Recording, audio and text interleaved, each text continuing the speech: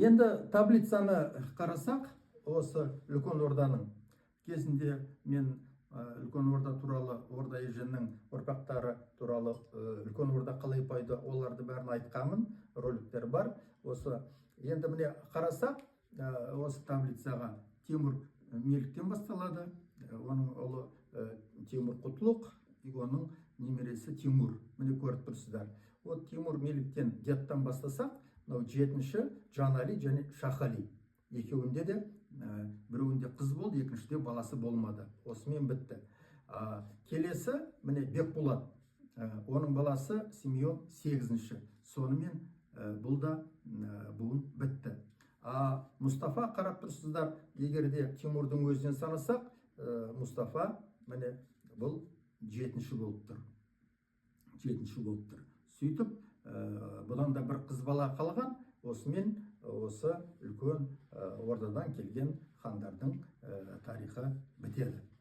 Келесі үлкен ордадан кейін келесі хан болған, бұл біздің қазақ хандығынан келген Ораз Мұхамбет. Ораз Мұхамбет бұл орда еженнің ұрпағы, если ошақта санаған кезде. Бұл Шыңғыс ханның атасынан санағанда, оның 7-ші буыны жаңағы кім құйыншы болған, ал құйыншының 7-ші буын Тоқтақия мен мына Құйыршық болған.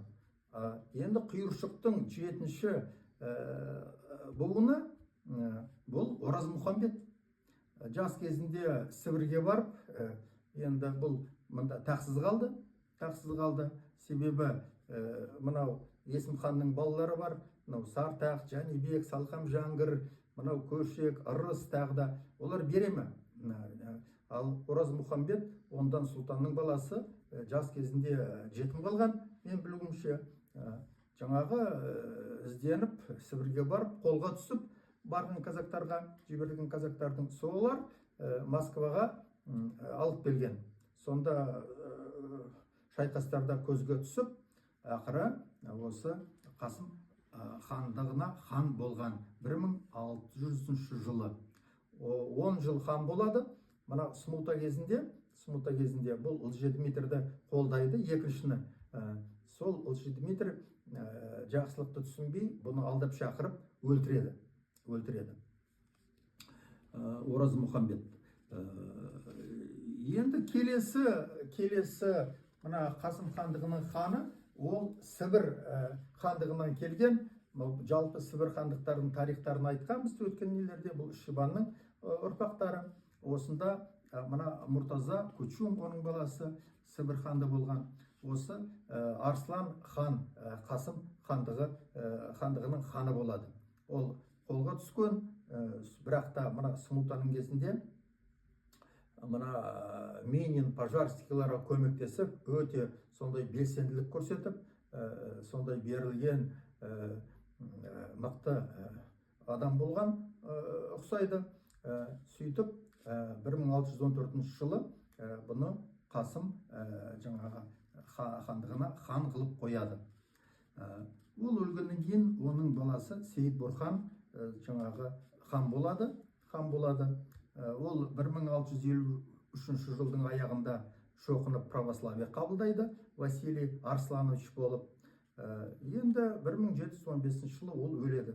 Өлгеннен кейін оның шешесі Фатима Султан жаңағы хандыққа ие болады. Бірақ воевода билейді, бұл енді номинально деді ғой, жаңағы билікте отырып, қолында құқығы, құзыреті болмаған адам.